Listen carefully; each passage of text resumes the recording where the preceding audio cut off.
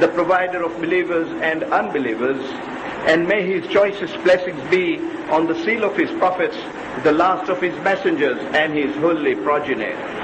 Glorified is Allah who, in the chapter on Ahzab, chapter 33 in the holy book, in verse 56 says, in the holy words, Inna Allaha wa malaikatahu yusalluna ala nabi ya ayyuhalladhina amanu sallu alayhi wa sallimu taslima.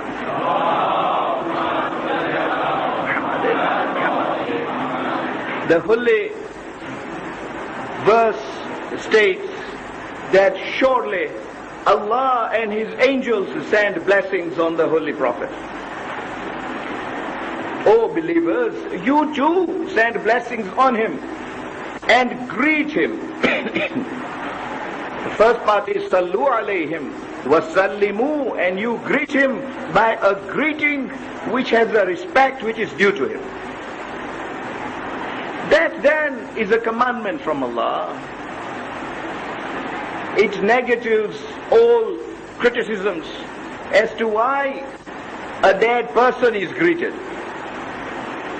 And if then that argument is logical, that you do not greet a dead man, and Allah says send greetings to him, Allah says he is alive all the time. Because that order, Ya ayyuhalladhina amanu, is not only to the believers of the time when the verse was revealed, it was for all believers to come. Hence, all along he is alive, and all along he ought to be greeted. Not only greeted, but greeted in a manner worthy of his respect. And I thought if we were winding up the discussions on the Holy Prophet tonight, we wind up with this reminder that the command of Allah is that we do so. And it's a curious demand. It is an unusual and an extraordinary demand, because in all the other demands Allah requires us to perform and to worship. In this one He joins us.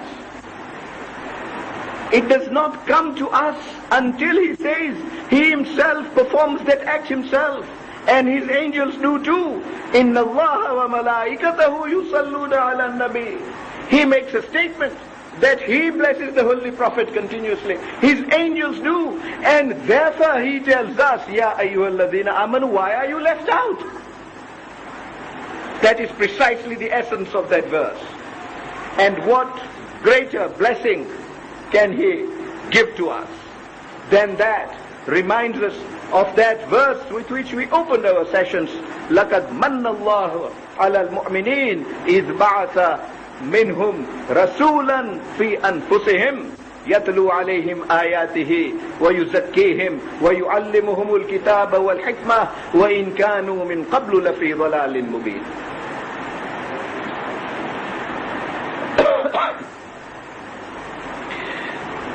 Now perhaps is the time when, at the end of this evening's discussion, you will be able to take stock on whether the terms of reference يَتْلُو عَلَيْهِمْ آيَاتِهِ was fulfilled. وَيُزَكِّيهِمْ, whether the people got purified. And we shall again see today how they were purified, and how the commands of Allah reached it. But before we proceed on tonight's matters, I must complete what I left uncompleted last night. We reached a stage at which I was saying the Holy Prophet entered the Kaaba and the idols were all broken. I think that is where we paused last night. But it's been pointed out to me that in my pressure to hurry to a conclusion, because the clock was alerting me as to what the time was, I misstated a few facts which charitably have been called slip of the tongue.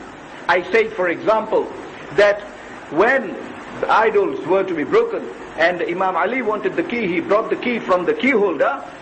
The Holy Prophet returned the key to the same key holder, continuing his appointment as the key holder after his embracing Islam.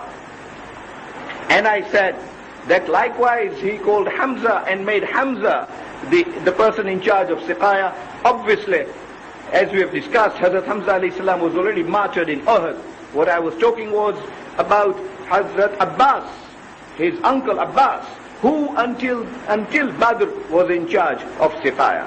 And I mentioned Uhud, I recall, that also is an error, because the question that Abbas put to Imam Ali alayhi salam was really in Badr and not in Uhud.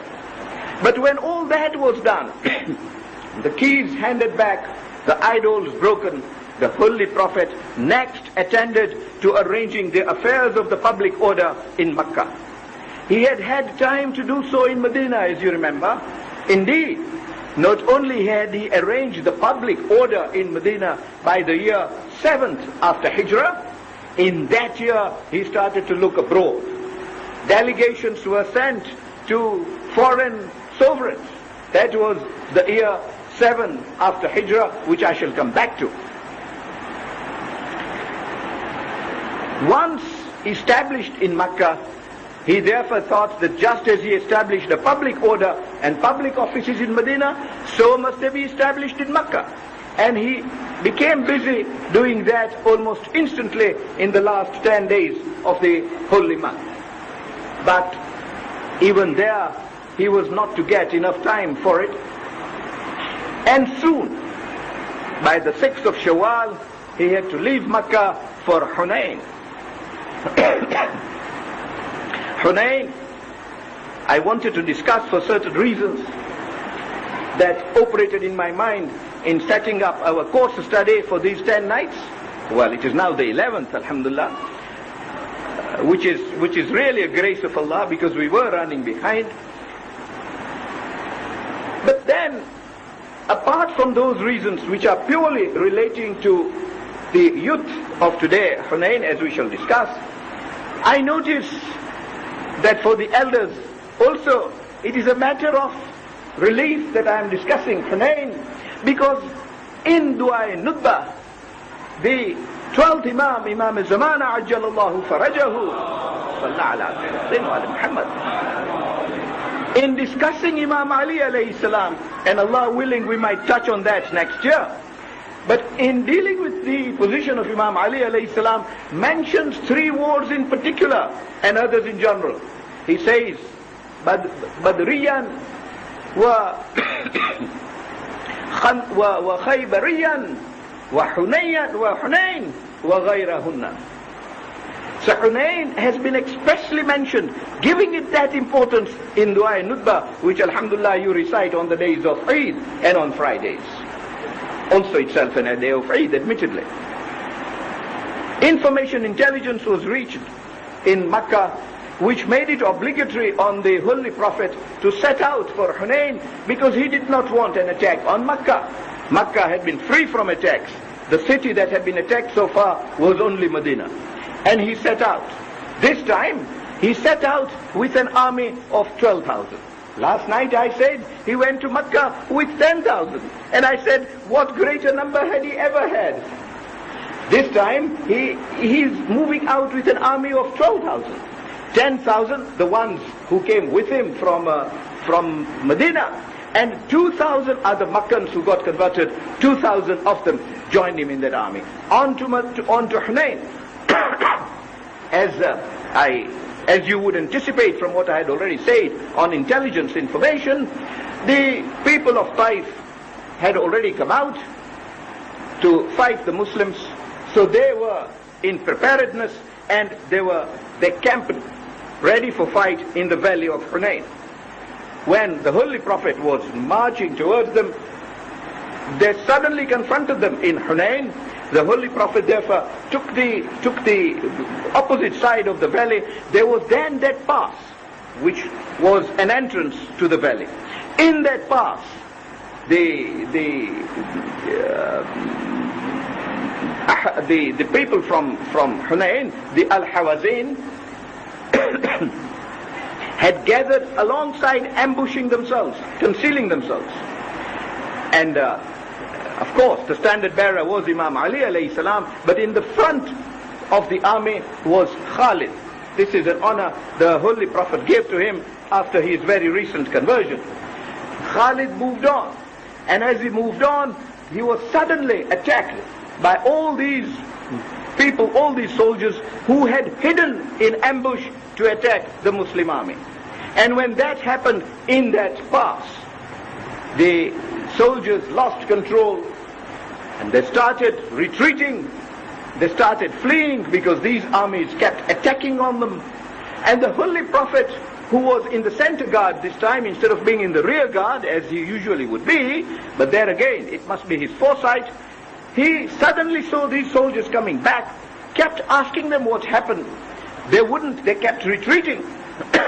And of course, that was the time true colors began to be seen. Abu Sufyan had his remark to make, that they will run up to the sea. Somebody from the Meccan said, this is my chance now to kill the Holy Prophet. Somebody turned round and said, what of Muslims is now going to remain? So you can see these conversions from Mecca were not as genuine as they made out to be to save their own skins at the fall of Mecca. The Holy Prophet was left with only about 5 people around him, one of them being Abbas, and he immediately asked Abbas to rally people over and to order them that the Holy Prophet is asking them to come on. And when that happened, a contingent came forward. As the contingent came forward, and as the army from Taif immediately saw that the Muslims are fleeing, they began the second part of their important run. Their standard bearer, a very stout and strong person, declared he was ready for a single combat. And if anybody from the Muslims was ready for it, then he should come forth. And who would go forth? Abu Bakr and Umar had also retreated and run behind. Ali came forward straight away, rightly too. He was the standard bearer from the Muslim army. And he gave this person a duel and killed him in no time. Once Imam Ali alayhi salam had killed the standard bearer, this group of Ansar who had come in about 200, they began to attack the army of Hunayn, and soon the battle was over. The few that were left who managed to run away did run away, but about 6,000 soldiers were taken captive. Not only that, there were about 40,000 sheep and goats taken as booty, 24,000 camels taken as booty. A vast amount of booty was taken, and over 100 ox of silver.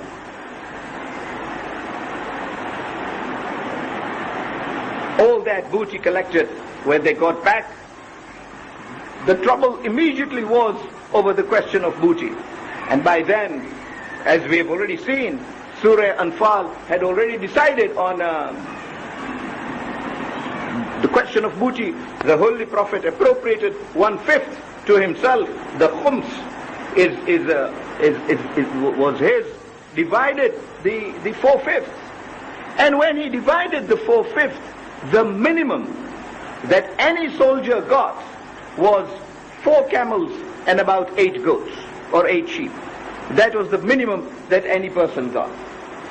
Out of his own, that is, I said the minimum. The footmen who deserved the least, those with horses, of course, got more. The cavalry always got more than the infantry, according to the rules of distribution of booty. Of the 1/5 that the Holy Prophet kept aside for himself, he gave portions of it to some particular Meccans. For example, Abu Sufyan got 100 camels and he got 50 ox of silver. Yazid and Muawiyah, by Yazid I mean Muawiyah's brother Yazid, not Muawiyah's son Yazid. In other words, the two sons of Abu Sufyan, Yazid and Muawiyah. After all, it was Yazid who was the governor of Damascus. Subsequently, Muawiyah took over from Yazid, and the Yazid who killed Imam Hussein alayhi salam was in fact the son of Muawiyah. So I am talking of the uncle of the Yazid of Karbala, if you put it that way. Both of those also got gifts from the Holy Prophet from that 1/5.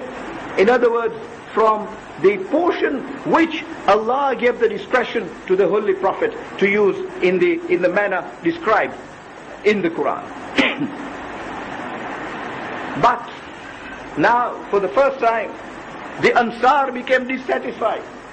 They went to the Holy Prophet and said, "You have given more to your people.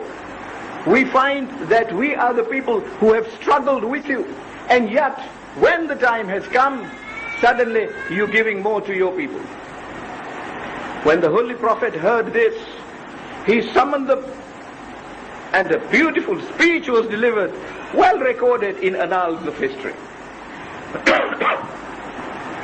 The Holy Prophet turns round to them and says, "O Ansar, isn't this true that you were people who were disunited? The Aus and Khazraj, we have already seen in the early nights of these sittings, were already divided. I think it was on the 5th night of these sittings that we discussed their situation.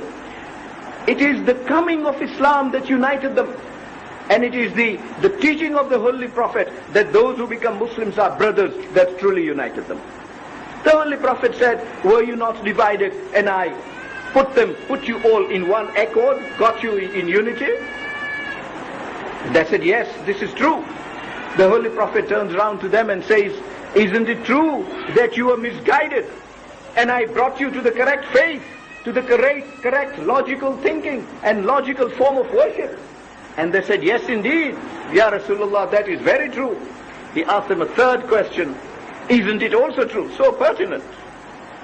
You can see the logical way in which the Holy Prophet combines these three questions. Isn't it true that you are all very poor before I came to Medina and I have made you rich? In fact, that just each one of them had got a large booty. And they said, "Yes, that true too is correct." The youth of today can see how the Holy Prophet, never having praised his situation, when he gets a situation in which he is criticized, and it becomes his duty to answer that criticism, because he could not have left disunity amongst his own ranks by allowing the Ansars to continue to think as they did. He had to explain his action to them, and took this opportunity. He covered all the three areas. He covered the social position of the Madanites, that you were in disunity, the spiritual position, that you were astray, and I brought you to the right path, and the financial economic position. And on all three scores they agreed. But look at the justice, the balance of this speech. He then goes on, "And is it not also true, O members of the Ansar, that I was a person stigmatized as a liar before I came to you? You accepted me as truthful. You believed my word. When my people said I was not saying the truth when I said that I am the prophet of God, you were prepared to say that I was telling the truth. Secondly, I was a persecuted person. You protected me. Thirdly, I was a person who needed help. You provided help. Fourthly, I was a person who needed shelter from which to operate, and you provided that home to me. Do you think I will now forget it all?" And the next question is the height of his akhlaq. If one says that the Holy Prophet's role, as he saw it, was "Bu'ithu an utimma makarimul akhlaq," I have been sent as a messenger so that I take makarimul akhlaq, the code of good conduct, to its zenith.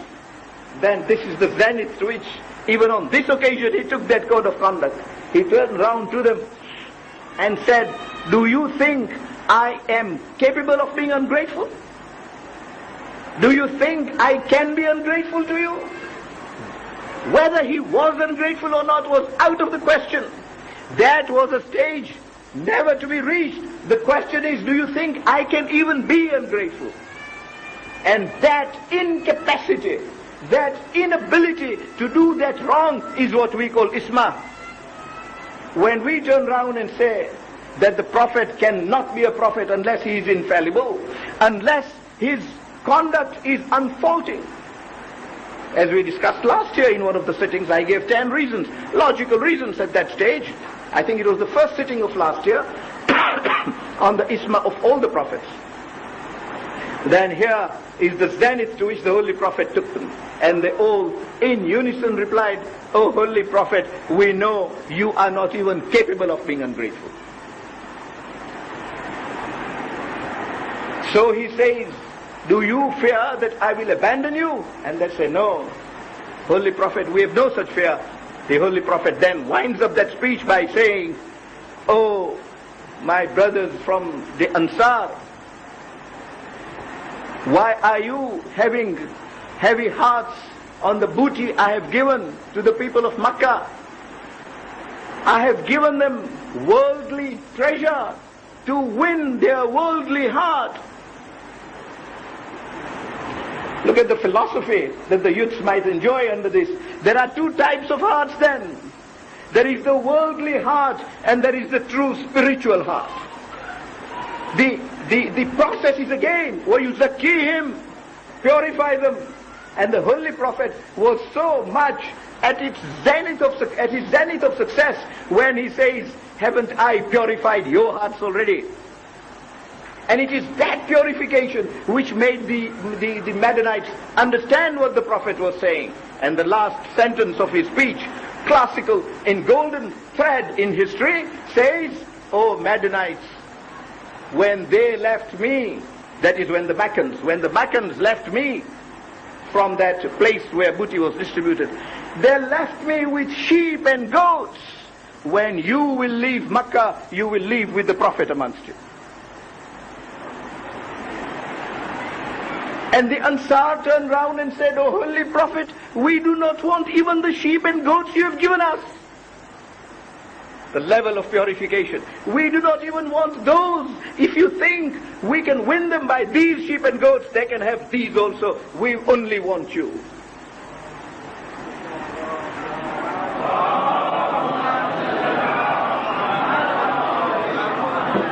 And in answer to that, the Holy Prophet says, you can see this nobility of the Holy Prophet has reached its climax in after Hunayn. His answer to that is, "Let me just say this to you, and you will remember the second pledge of Aqaba." At the second pledge of Aqaba, they asked only two things. "We will fight with you. What will happen to us if we die?" The Holy Prophet said, "Paradise is my promise.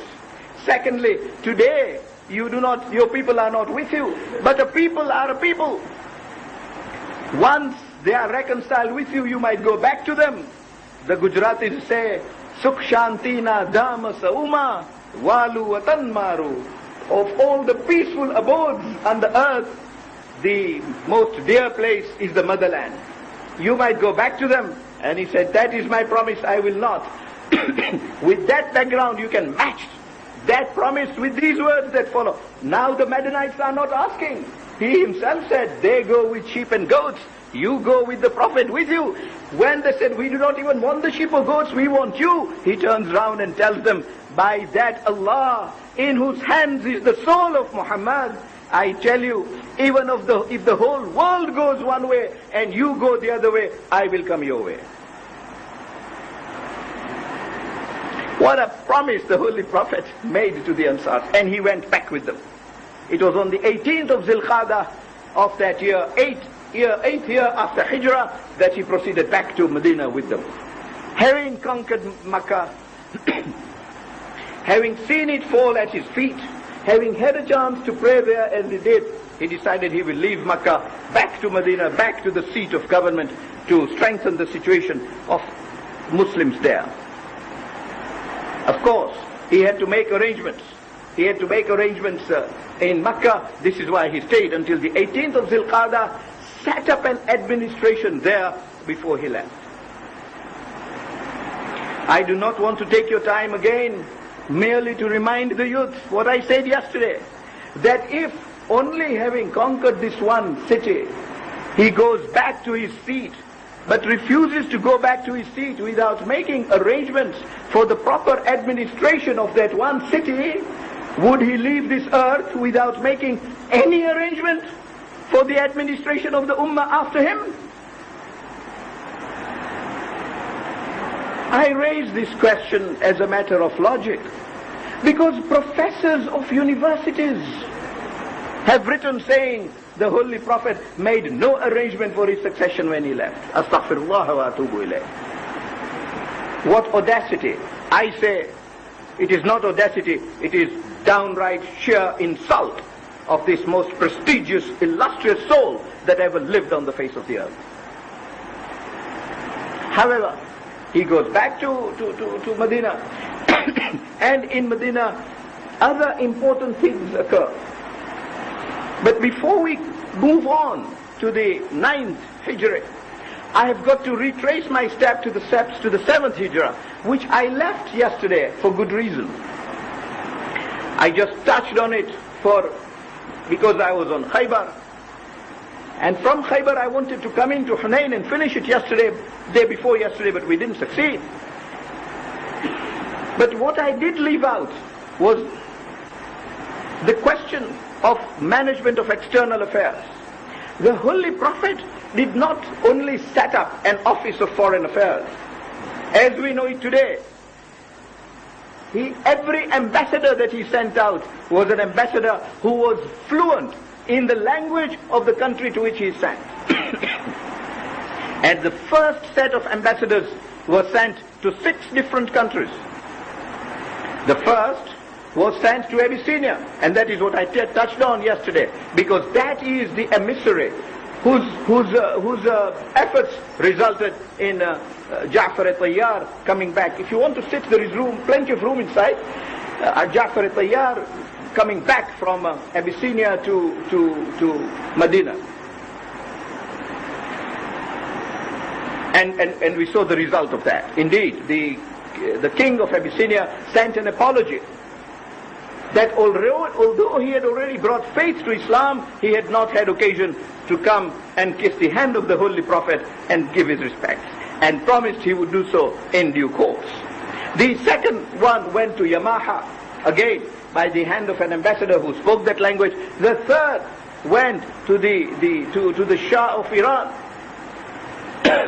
the Khosrows, as he was then called. Then he was not the Shah, he was the Khosrows of Iran. And an ambassador was sent there too. He replied in a most rude manner, impertinently. He sends a reply through his governor of Yemen.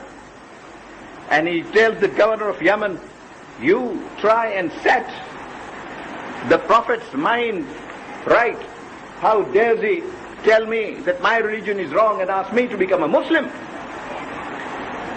And if you are not able to succeed in setting his mind right, then you can kill him or take such measures as you like to restore the respect of my country.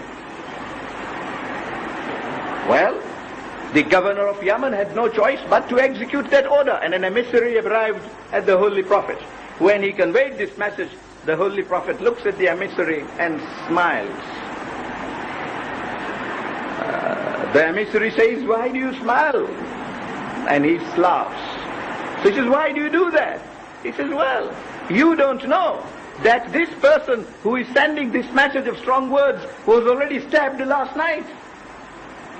And the emissary says, who has stabbed him? Who has overthrown him? The Holy Prophet says, his own son, his heir apparent. And I do not think it was only the over-anxiety of the heir apparent to succeed to the throne. I'm sure there were stronger reasons, into which we do not need to go this evening. So this emissary is taken by surprise.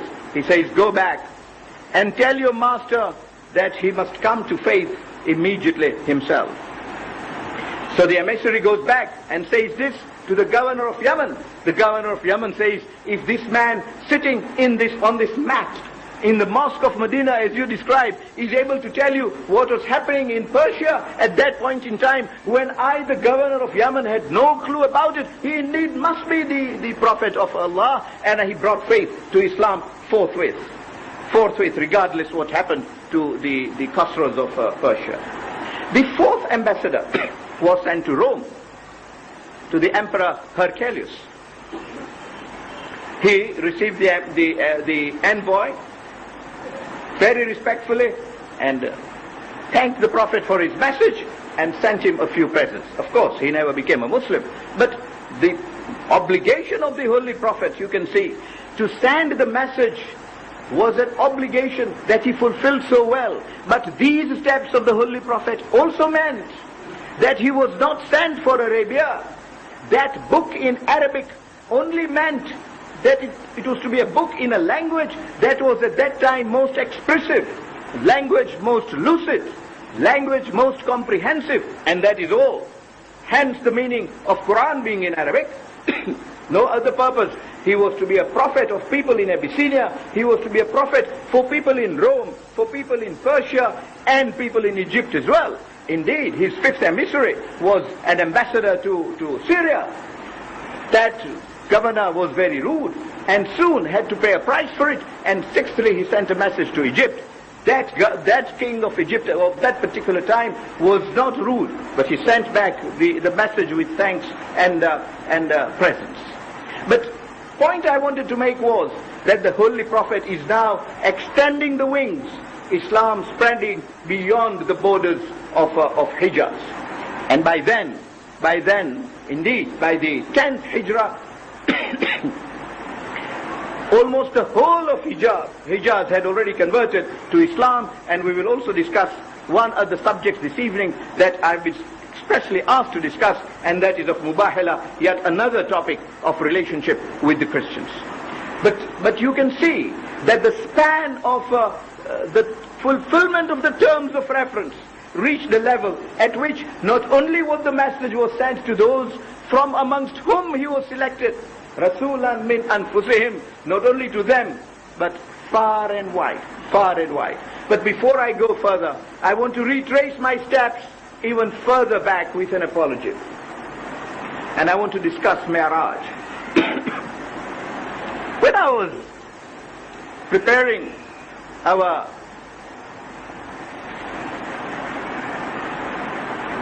subjects for study for these 10 nights, I did first have Mi'raj on my list. Soon I became so convinced that there was going to be such a squeeze of time that I had to be even more selective than I was when I made the first list. And a number of items had to be deleted. Of the items I then deleted was Mi'raj. And therefore, those who heard me set out my program on the first night will not have heard of Mi'raj. Soon friends got in touch with me, including those who organized these sittings, saying Mi'raj ought to be discussed. I was thinking of a convenient moment to do so. And pressure mounted. In fact, even last night I had friends coming to say, we cannot complete these discussions without a word on Mi'raj. Well, so I am retracing my steps in a rude way. But it is the best that I can do for myself, and hence the apology. Because, I say so because Mi'raj took place when the Holy Prophet was still in Makkah. Last Thursday, we left Makkah. Indeed, 1 week ago, last Friday, we entered Medina. And I'm now taking you back to Makkah because it is felt that is a matter that ought to be discussed. And as you know, it was the eve of the 27th of Rajab. It was the 12th year after the mission started. In other words, just about a year before Hijrah, that this event occurred. Whether he was in the chambers of the Holy Mosque, or was in the house of Bani Hina, who was the sister of Amir al-Mu'mineen alayhi salam. He received orders that he has to make a journey that night to the heavens to see the wonders of Allah, to see His various signs in the celestial hemispheres. And this is a fact well provided for in the Holy Book. It is not anybody's imagination.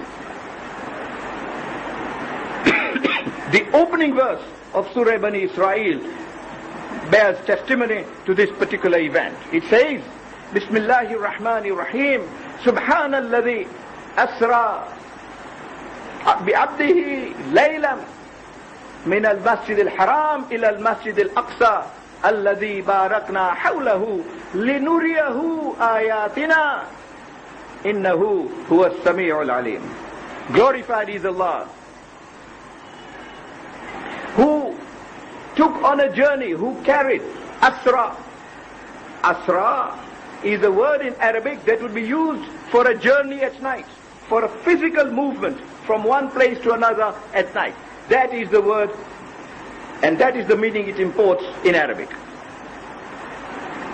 His slave from Masjidul Haram, the mosque in Kaaba, to the most remote of the mosque, ila al-Masjid al-Aqsa, alladhi barakna hawlahu, a mosque, the precincts of which Allah has blessed.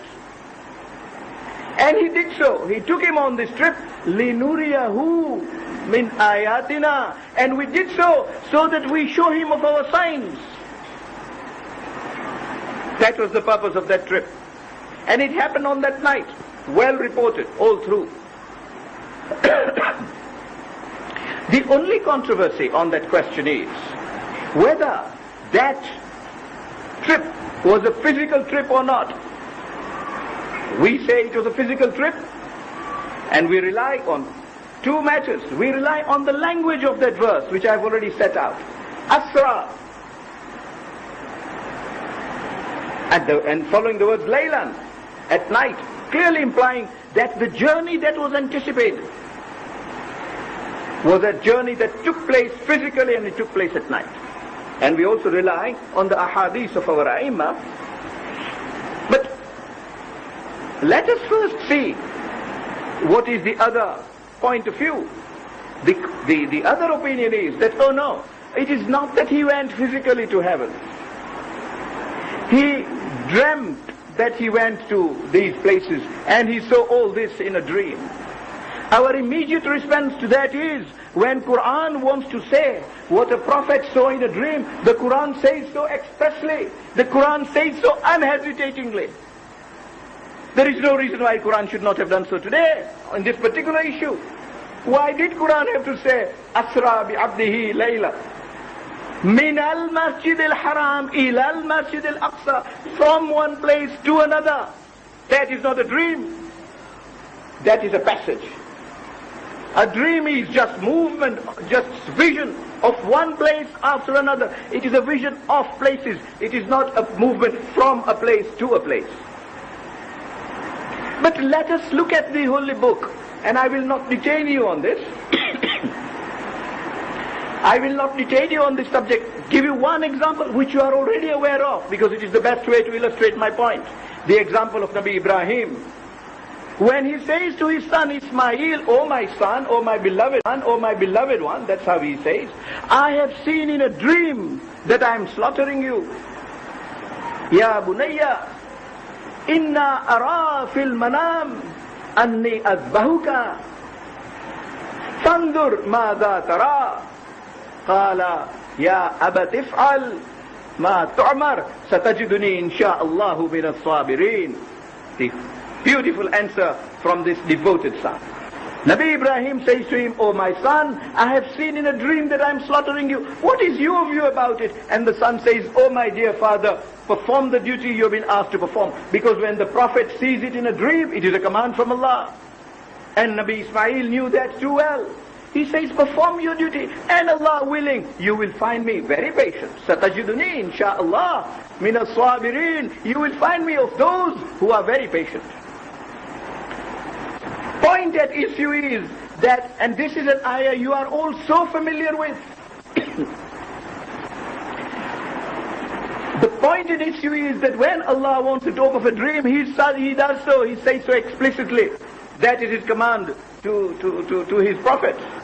On the other hand, when He says He physically carried, He uses that word, Asra bi abdihi laylam min al masjid al haram ila al masjid al aqsa. And then the various stages, which obviously we cannot discuss tonight, the various stages to which he passed are all set out in extenso in books like Bukhari. Bukhari sets it out. Bukhari says that the journey was physical. And so do other leading books of Ahl al-Sunnah wal Jama'ah. Where does this concept then come from? That the journey was in a dream. It was just a vision, not a physical trip. It comes from two sources. And this is what I wanted. Given the opportunity to talk on Mi'raj, I wanted to say this to the youths. That don't be confused about this. That theory, that school of thought comes from two sources. The first is Bibi Aisha. But that, we say, is a weak source because Bibi Aisha was not even married to the Holy Prophet then. Bibi Aisha was not betrothed to the Holy Prophet until late, in the late days in Makkah. And when she was betrothed, what we call the rukhsati, the bride going to the groom's house, had not taken place in Makkah at all. It took place in Medina. Mi'raj took place in Makkah. She was a little girl, 7 or 8 years old when Mi'raj took place. The claim is that Mi'raj took place when the Holy Prophet was with her in the same bed. He was either in Masjid al-Haram or in the house of the sister of Imam Ali alayhi salam in Makkah, but she was not in Medina at all. Bibi Aisha and the Holy Prophet did not live together until Medina. So that is a very weak source. And you will be further surprised to hear that the second source is Muawiyah. Does that end the story, or shall I take one more minute and finish it? Muawiyah, as you know already, became a Muslim in the 8th year after the conquest of Makkah. We discussed it yesterday. That is when he became a Muslim. He became a Muslim under threat that he would lose his life. And that is all. That is all there is to it. I don't think there are two opinions on that question anyway. That is how Muawiyah became a Muslim. What is then said is that he became such a good Muslim that he was a companion of the Prophet, and he also has narrated traditions from the Holy Prophet. How convenient. If you want to sit on the throne of Damascus and you want to speak in the name of the Holy Prophet, how convenient to say that you were a companion and you too heard the Prophet say this, that or the other. And this is apart from the machinery he had set up to fabricate ahadith, into which I do not want to take you further because I have addressed you at length on that in 1995 in the Rizvi College. And again last year when we were discussing the journey from Karbala to Damascus, we touched on that factory for manufacturing ahadith that Muawiyah had so lucratively set up in Damascus. But he too was the general manager or the chairman of that company of manufacturing these traditions. And one of those was this, that, oh no, that was never physical. He never physically went there. He just saw a dream. May well be, if I may say something in defense of Muawiyah, may well be that Muawiyah and his ancestors, ma'azallah, were so used to saying that the Holy Prophet was a dreamer that he thought even this was a dream. And maybe he said this out of force of habit rather than factual reality. But he was in no position to say a thing about it. The event took place 10 years before he became a Muslim. Indeed, it took place even before he was born. He was born about a year after Mi'raj. That is the significance of Mi'raj. That is the authenticity provided for in Quran, and obviously a physical journey. And what might he not have seen? We will discuss nothing else if we discuss that tonight, but I must say one thing. Before I leave Mi'raj, elders will excuse me because I'm only addressing the youths on this. Mi'raj is not a physical, certainly he made the physical journey, but the import of it is not that journey.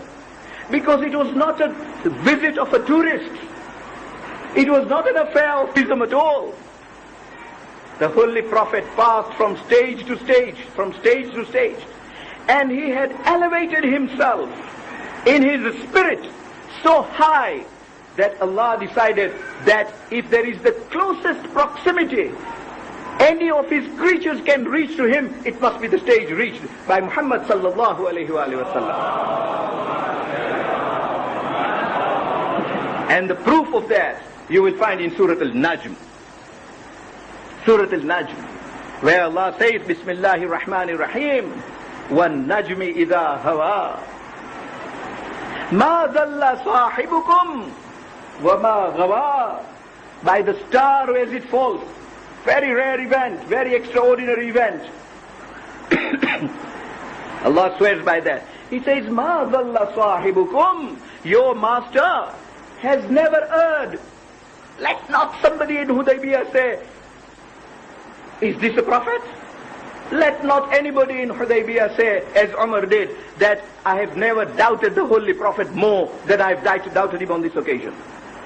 Surah Al-Najm says, مَا ضَلَّ صَاحِبُكُمْ وَمَا غَوَى. Nor does he go astray. وَمَا يَنْتِقُ عَنِ الْهَوَىٰ. Even when he speaks, he does not speak out of his own inclination.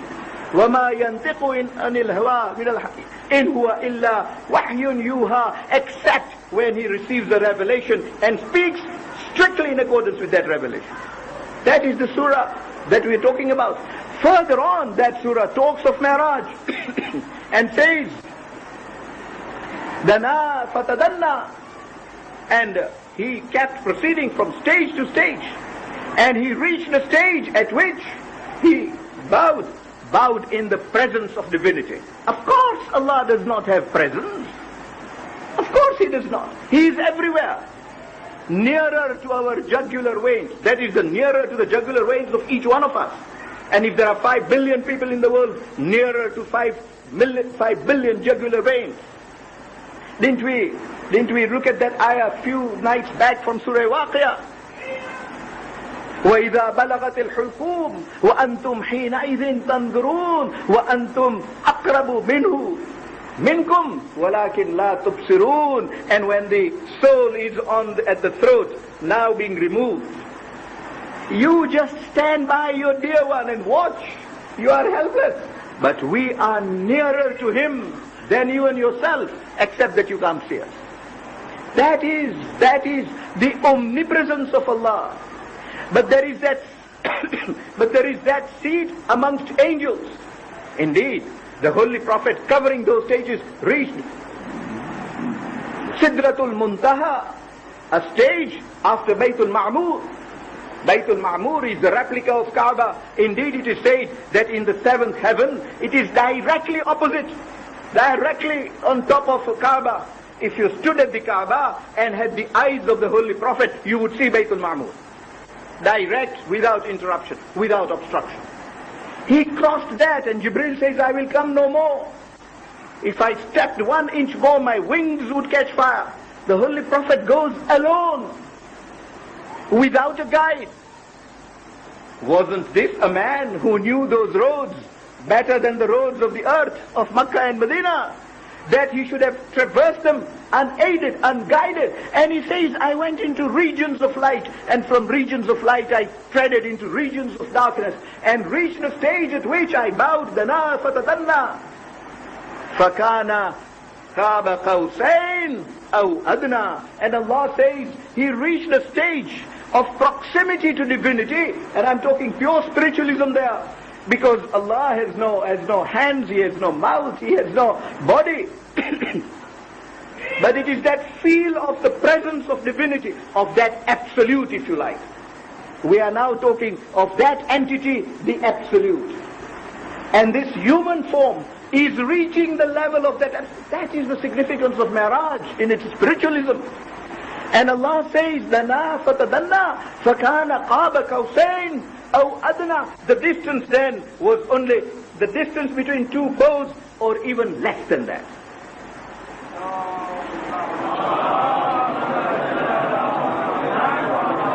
Aw adna, he was nearer to divinity than even the 2 edges of 2 bows.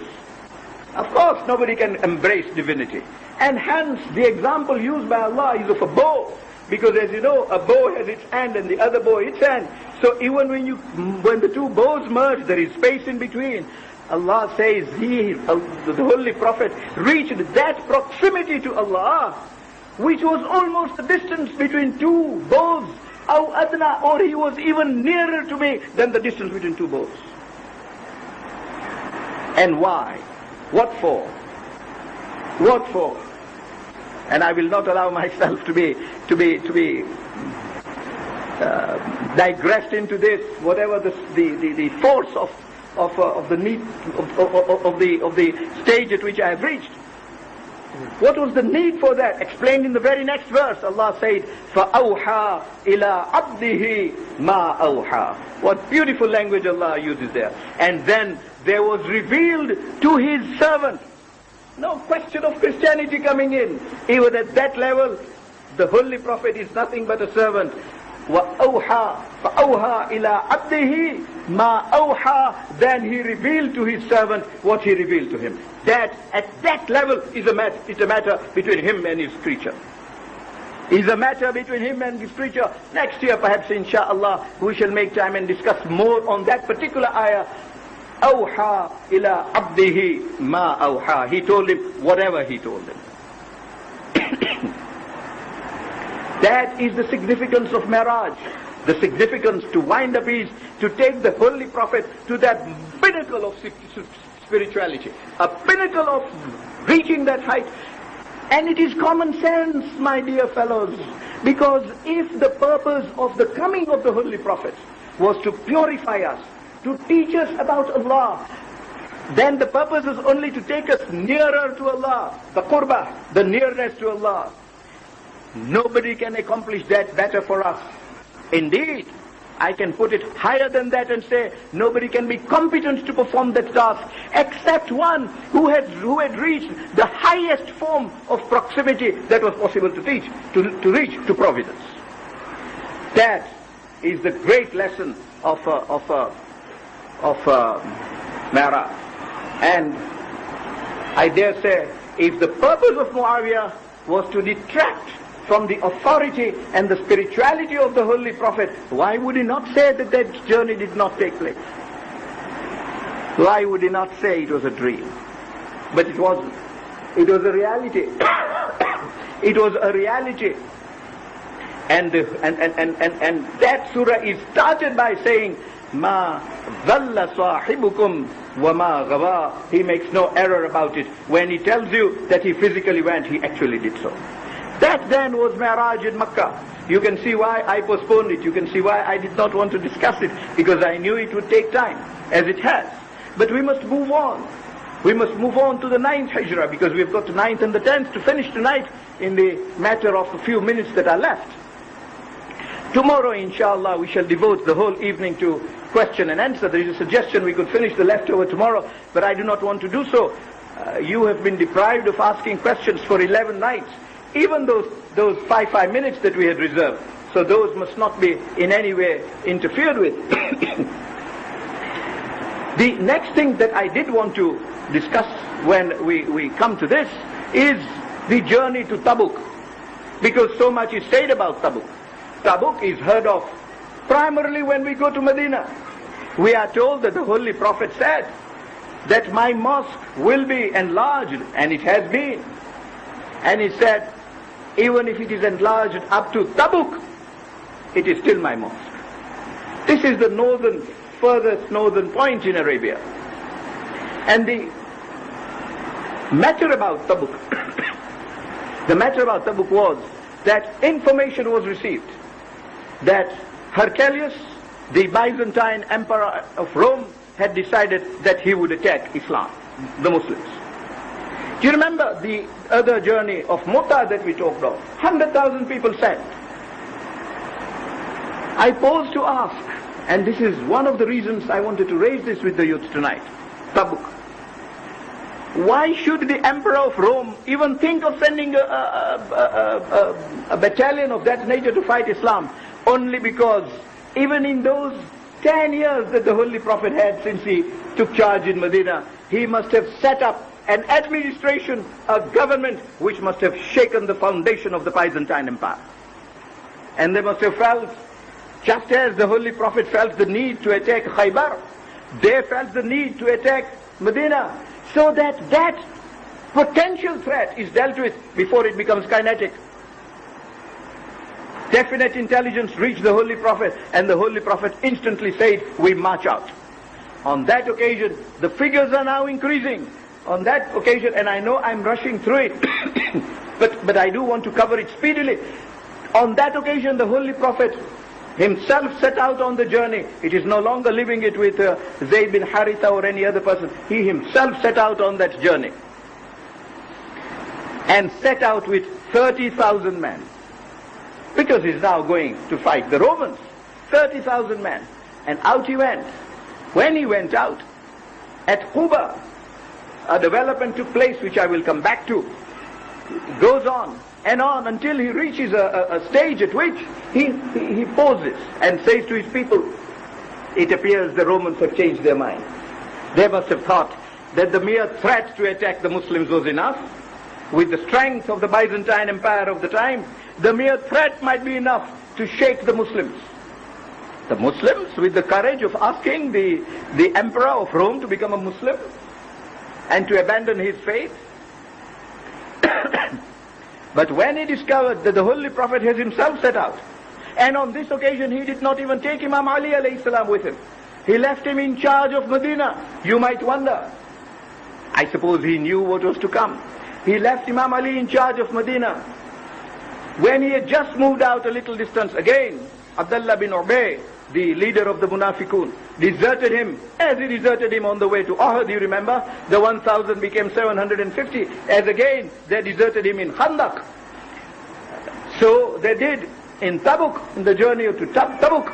The Holy Prophet marched on and told them, the decision is yours, I will not force you to come with me. They retreated to Medina and started all kinds of dissension in Medina. All kinds of dissension in Medina. Thank God, the Holy Prophet had kept Imam Ali in charge of Medina to control all that. And they knew that if anything, they would be dealt with. And the Holy Prophet knew that the women and children in Medina are safe. That was always the priority with the Holy Prophets. That the children be dealt with kindly. That they be looked after. Because they are our generation to come. They are, why these English speeches otherwise? Why these English majalises otherwise? Our message has to go to them, and they have to be reared to become Muslims so that we leave a heritage of the Holy Prophet to them. In their hands passes this holy heritage, generation to generation. And likewise the ladies,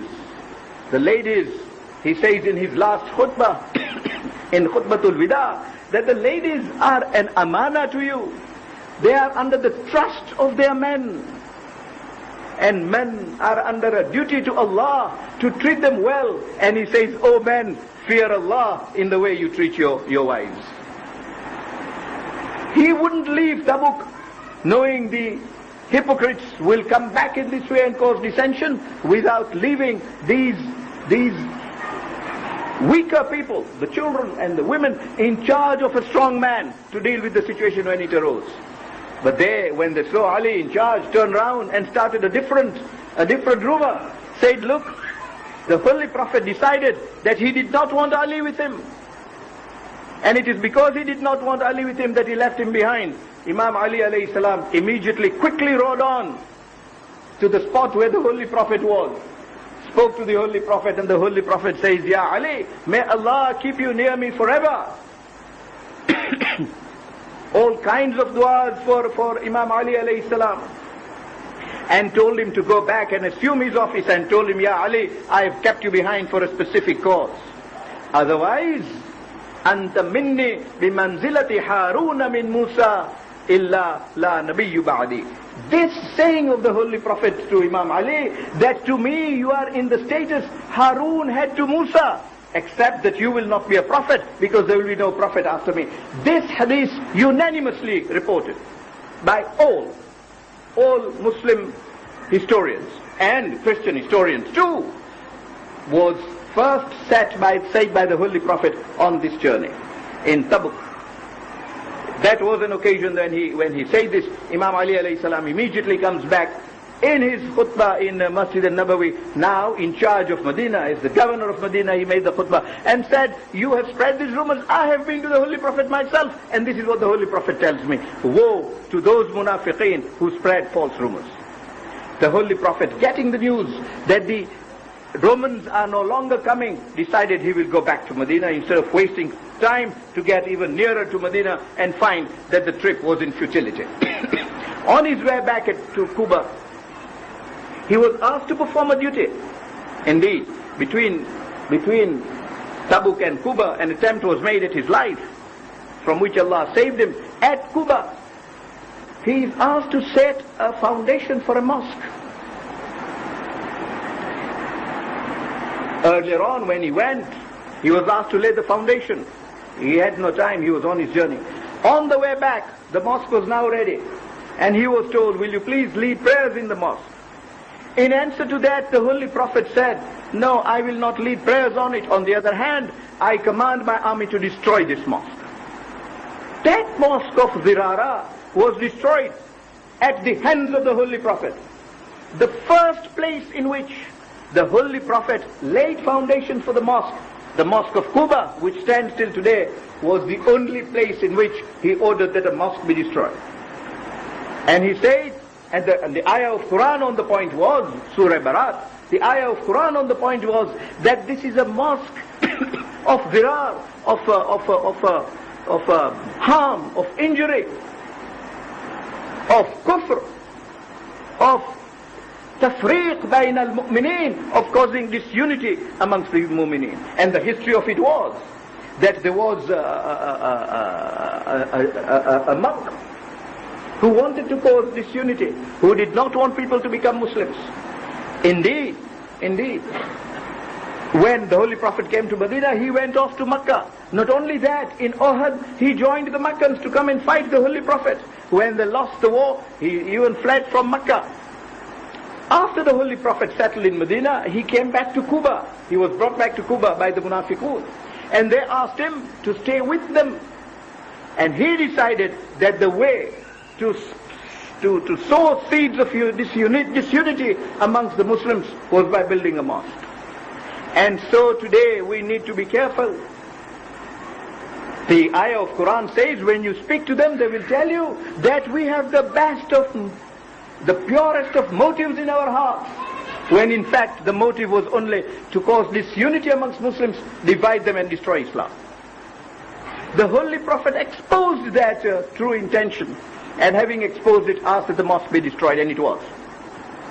So the great lesson is that when you see a group of people setting out to set up whatever it is, a mosque or a mahfil or a place where mu'mineen will sit to discuss matters, we must watch out. Is this a place built out of taqwa? That is the word used in the ayah. Out of taqwa, out of fear of God, to enhance the word of God, or is this an instrument of sowing disorder? The Holy Prophet caused that mosque to be destroyed and returned to Medina. And by this time, Medina, of course, was making progress. Soon, however, whilst that progress was continuing in Medina, a time reached when the time of pilgrimage arrived. And because you remember, in the 8th year after Hijrah, the Holy Prophet went to Makkah, but he performed an Umrah. You remember he returned on the 18th of Zilqa'dah before the holy season started. So in the 9th year, the time of pilgrimage, a delegation was sent. Suratul Barat was sent to be read out to the Makkans with a particular declaration. As that declaration was to be read out by Abu Bakr, the Holy Prophet sent Abu Bakr. Halfway, the order came from Allah that no, Holy Prophet, do not send Abu Bakr for this. You either go yourself or you send Ali. And the Holy Prophet decided to send Ali. And Imam Ali alayhi salam rode fast, swiftly, so that he overtakes Abu Bakr before he reaches Makkah, and so he did. Abu Bakr returns to Medina and asks the Holy Prophet, and the Holy Prophet said, I took this action only on the command of Allah. That was Allah's order. Otherwise, I could have sent Ali from the very beginning. There was no need to send you. And Imam Ali alayhi salam gets to Makkah and performs the pilgrimage. On the day, Yawmun Nahr, as it is called, on the day of sacrifice, he announced what is called the Declaration of Discharge.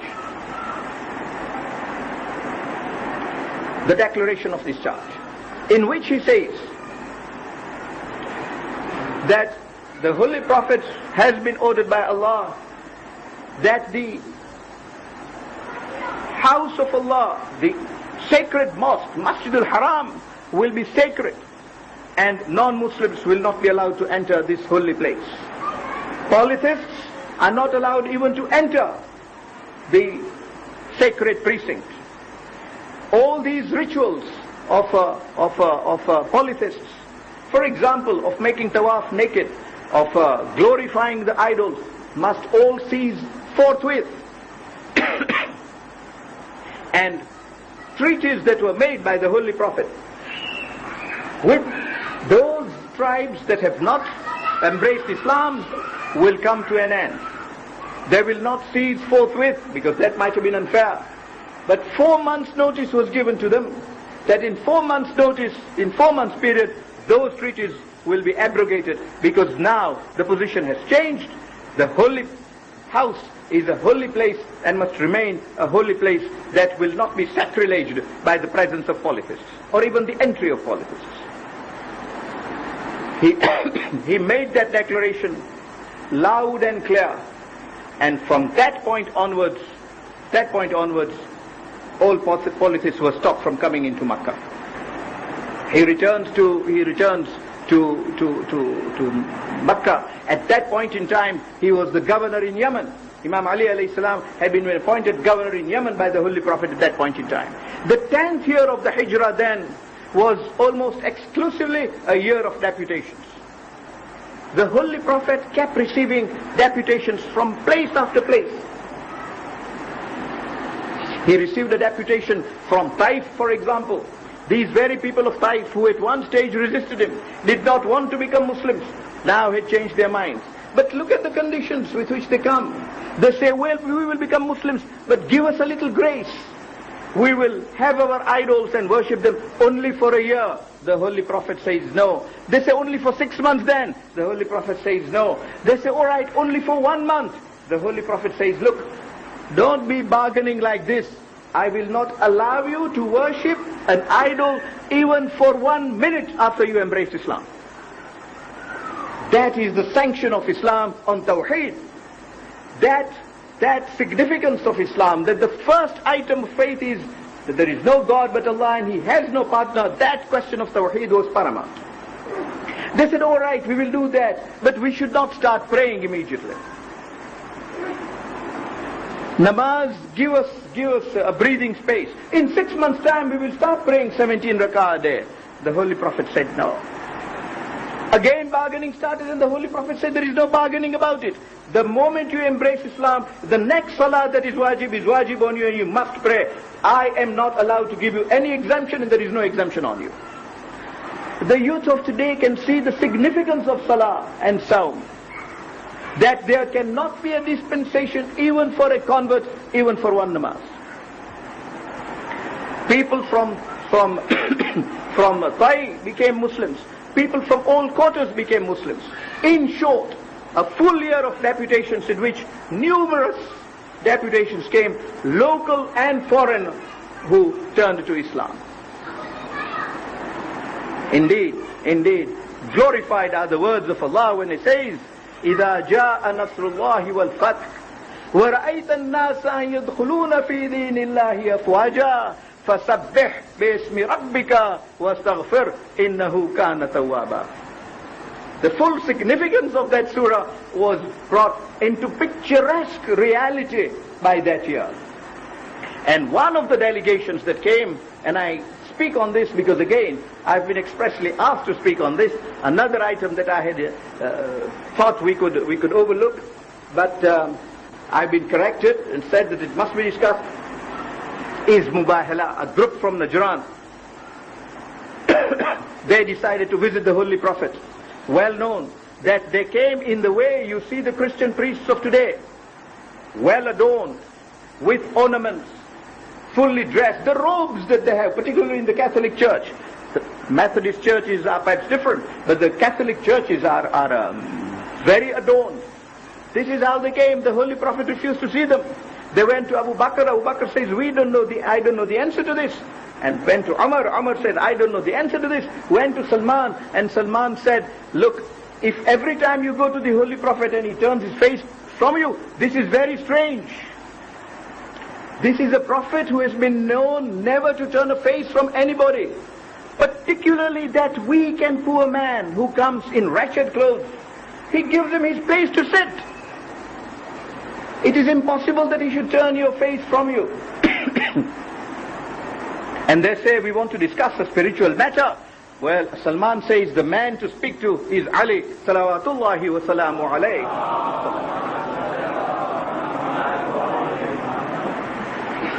When they go to him, he says, remove your ornaments. Approach him in simple attire and see his mood. When the next day they went to him in their simple attire, the Holy Prophet rose up to welcome them. He rose up from his mat. Those days he had a mat. He was no longer sitting on barren ground. But that is the maximum that the Holy Prophet reached. These carpets which adorn this mahfil, this mosque, were unknown to him. They sat and started discussing. The subject of discussion, and this is the root importance of Mubahala, the subject of discussion was oneness of God again. They turned round to him and said, oh, but Christ must be the Son of God. Because if he is not the Son of God, how was he born without a father? How was he born without a father? And he is the God in persona who comes down. The Holy Prophet says, God cannot be a human. He wouldn't be a God if he can be a human. He wouldn't be a God if he was in one place. If he was present in one place. He wouldn't be a God if he needed food to live. He wouldn't be a God if he would die. A God is one who is never born nor never dies. So they say, well then how was he born without a father? And Quran answers, Inna mathalu Isa inda Allah ka mathali Adam khalaqahu min turabin wa qala lahu kun fayakun. This is Quran, verse 58, in which the Holy Book says that to Allah, the example, the similitude of Isa is like that of Adam. Khalaqahu min turab, he made him from clay, and then told him be, and there he was. And there he was. Kun fayakun. And the Holy Prophet then, in elucidation of that verse, tells them that if that is the argument, what will you say for Adam? You say, Isa was the son of God because he was born without a father. When I tell you that Adam was born neither of a mother nor a father, what will you say of Adam then? What status will you give him? And although they were flabbergasted, they didn't have an answer to that. They wouldn't budge. They wouldn't budge. And hence, the next verse 60. Verse 60 says, فَمَنْ حَاجَّكَ مِنْ بَعْدِ مَا جَاءَكُمْ مِنَ الْعِلْمِ قُلْ تَعَالُوا نَدْعُ أَبْنَاءَنَا وَأَبْنَاءَكُمْ وَنِسَاءَنَا وَنِسَاءَكُمْ وَأَنفُسَنَا وَأَنفُسَكُمْ ثُمَّ نَبْتَهِلْ وَنَجْعَلْ لَعْنَةُ اللَّهِ عَلَى الْكَاذِبِينَ. Allah says, if they continue to dispute with you, after the reality of these facts has already become known to you, then tell them, come, you call your sons, we will call our sons. You call your ladies, nisa'ana wa nisa'akum, we will call ours.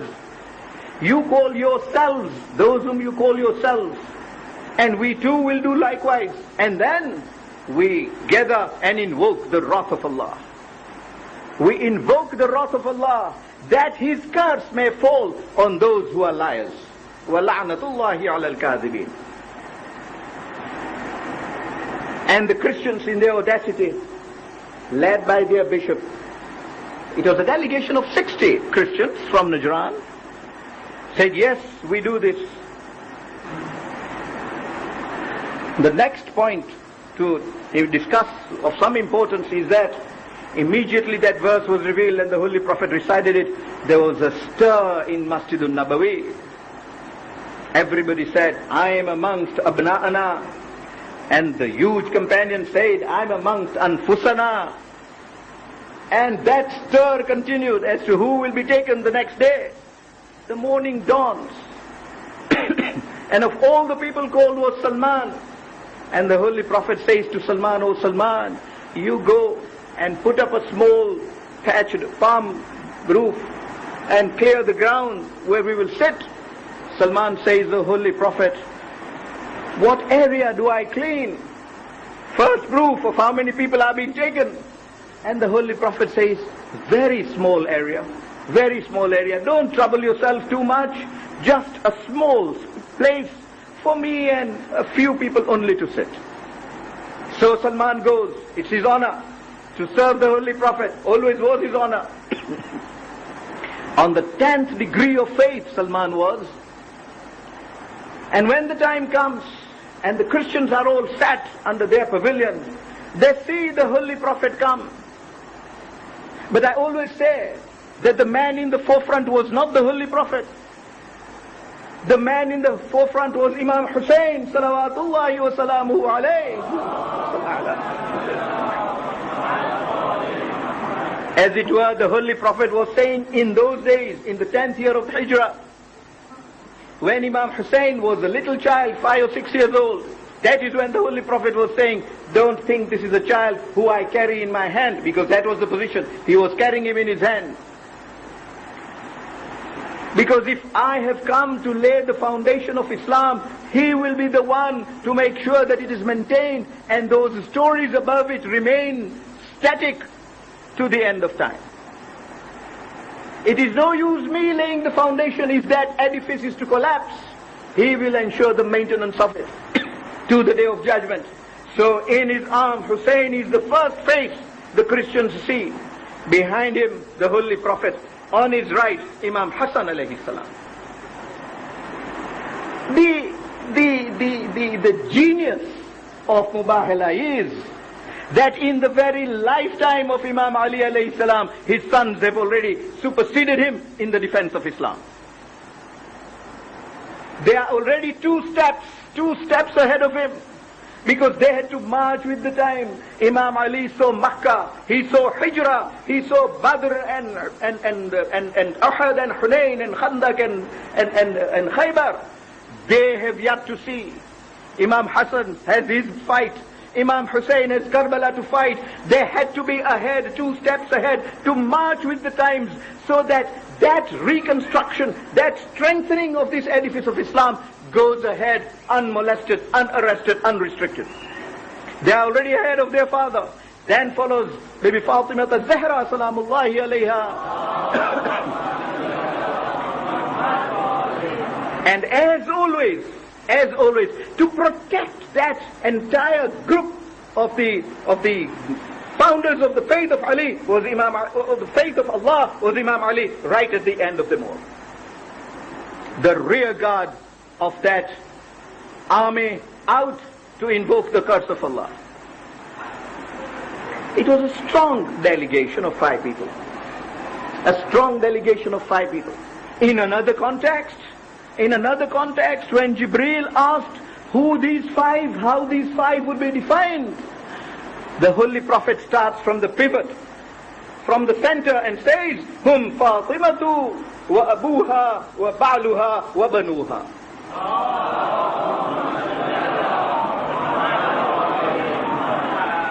The importance of this matter is that whenever we are called upon to define who the Ahl al-Bayt are, we have controversies. This event resolves that controversy. Now, it is not who is under the chadar, who is under the kisa, who is under the blanket. Just as Imam Hussein alayhi salam refused to make bay'ah in the house of Marwan bin Hakam and said, "I will make it in the open ground in a desert."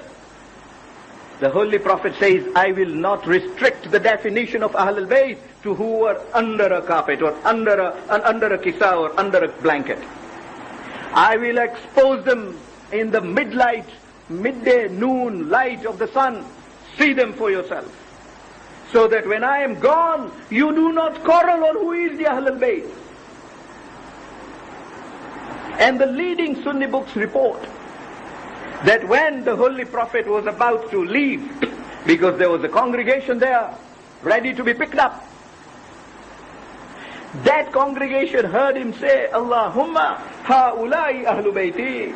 Oh Allah, this is my Ahlul Bayt, this is my family. You protect us, you guide us to the truth, you keep us on the straight path. And it is said that when he reached there, Salman reports this, Jabir reports this, when he gets to the spot in Mubahila, he turns round and prays, Oh Allah, this is my Ahlul Bayt again. Any controversy as to who Ahlul Bayt is resolved. These five constitute the Ahlul Bayt. And why? And why? Why select them? Because you want to curse those who are liars. My dear brothers and sisters, you cannot take a liar to curse a liar. Isn't that logical? And do not blame the Holy Prophet. There is no nepotism. If you can dare show me anybody other than those five whom you can say was not a liar. Ali it was who on the mimbar in Kufa said, I have never lied in my life. I have never lied in my life. Fatima was a lady whom the Holy Prophet called Siddiqa, the truthful, never lied. For Imam Hassan and Imam Hussein, the Holy Prophet says, they are Sayyidai, Shababi Ahlil Jannah. They are the leaders of those who will go to heaven. Will liars be going to heaven? Or those who lead them? The Holy Prophet had the very difficult task of determining who is not a liar, so that I can take him whose dua will be accepted. Because if a liar prays, curse on the liar, Allah says, now do I curse you first? Or the opposite side first? It becomes an ambiguous situation. But the task was made easier. The task was made easier by the Holy Prophet.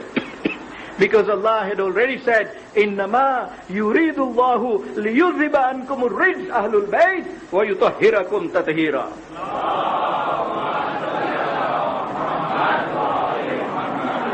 May I please request Hajj itself, Hijjatul Islam. Yet he makes a somber announcement. He does not only say, I am going on to Hajj. He says, sitting on the pulpit in Masjidul Madinah, because the pulpit was then ready. The pulpit that you see today is of course not the original pulpit, but it is said to be in the place where the pulpit was, in Masjidul Nabi. And that pulpit was made first in the 8th year after Hijrah. Up to the 8th year, the Holy Prophet would either stand on barren ground or would lean against the trunk of a palm tree.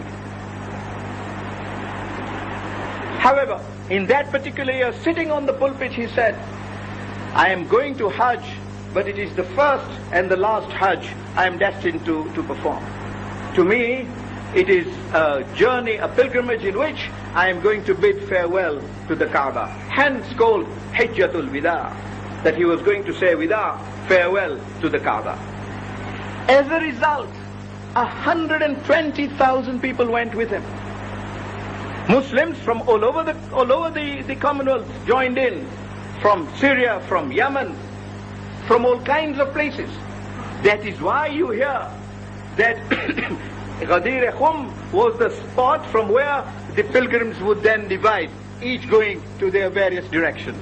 Hence, Ghadir Khum became the place where it was a place of intersection. And hence, the succession was announced there at Ghadir Khum. People from all over joined him. And he said, watch me how I do my Hajj, because that is the way Hajj will be done for eternity. And a number of people joined him. And he performed all those rites. He did the Umrah first, Umrah Tamattu'. and he performed the tawaf and the sa'i and the namaz, and he went and he performed the full hajj, Arafah and Mina. He made a khutbah in Mina, and then his final khutbah was in Makkah before he left Makkah. He of course delivered khutbah at Ghadir Qum. That khutbah inshallah we shall discuss next year if Allah so wishes. But for the moment, he bade farewell to the people in Makkah. I had hoped to discuss that khutbah in some detail. Obviously the clock does not allow us. 2 or 3 things I will mention and go to Masaib straight away. And they are these. Again emphasis that I am leaving. But ittaqullah, keep fearing Allah. That is the cornerstone of our life. In whatever we do. Regard that there is omnipresence of Allah and we've got to fear Him. Because that puts obedience in worship. And it reminds us of accountability. That we may be powerful today, we may not be tomorrow. And we are going to be accountable as to how we use that power. That is taqwa. And he reminded people of that. He reminded them of their obligation to the third kin. He said, treat your wives well, because you will be questioned about it. Treat your children well, you will be questioned about it. Treat your neighbors well. All mu'mineen are brothers. All mu'mineen are brothers. And treat each other as brothers, you will prosper as the ummah. And he said, you are an important ummah because there is no ummah after yours. What glorious words he left behind. And when he said all that to conjure up that spirit of unity amongst us.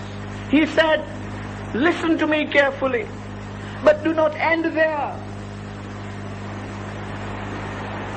Pass on the message to those who are not with you today. The Holy Prophet was remembering us. I wind up on that word because the first night we started, do you remember I said that the message of the Holy Prophet was not for those Qurayshites. It was not only for the Makkans.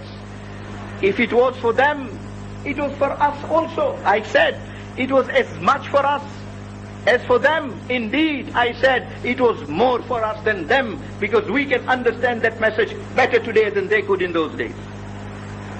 So those words were not, and hence the importance of that khutbah of Hajjatul Wida. Also in the khutbah of Ghadir, which we shall discuss, and I will discuss this aspect of it then also to save time tonight. So the word to us is unity, brotherhood. Treat every single person in your community next to you as your brother, and your community will prosper. And having said all that, he is winding up his address, which I want to use as the winding up of our course study on the Holy Prophet tonight. If we really have studied, يَتْلُو عَلَيْهِمْ آيَاتِهِ, if we have really studied, وَيُزَكِّيهِمْ, if we have studied, وَيُعَلِّمُهُ الْكِتَابَ وَالْحِكْمَةِ, the 3 terms of reference with which I started the first night, then the Holy Prophet stood up and said, I have come to the end of my mission. This is now the 10th of Dhul Hajj.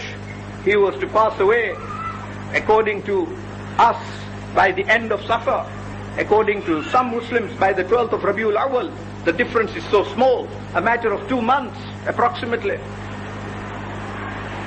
He says, I have come to the end of mission. What do you say about my work? Unanimously the Muslims, in that well of the Kaaba,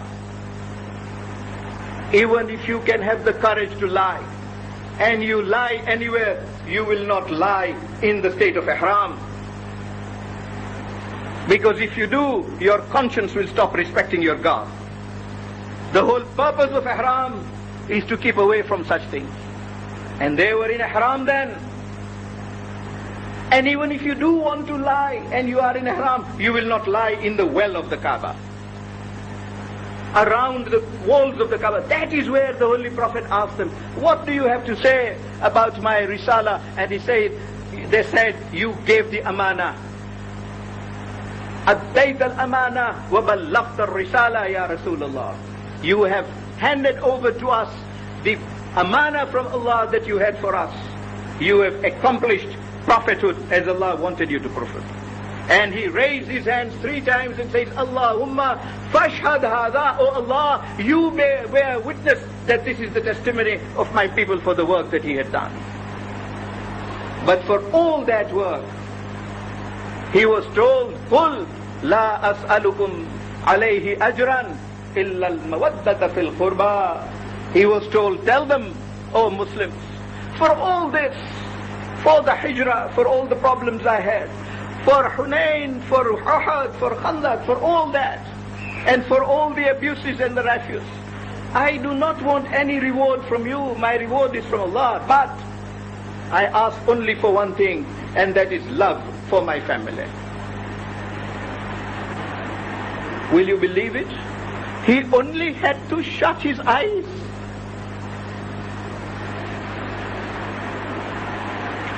He only had to shut his eyes. And what next happens is that logs of fire are taken to the doorstep of Fatima.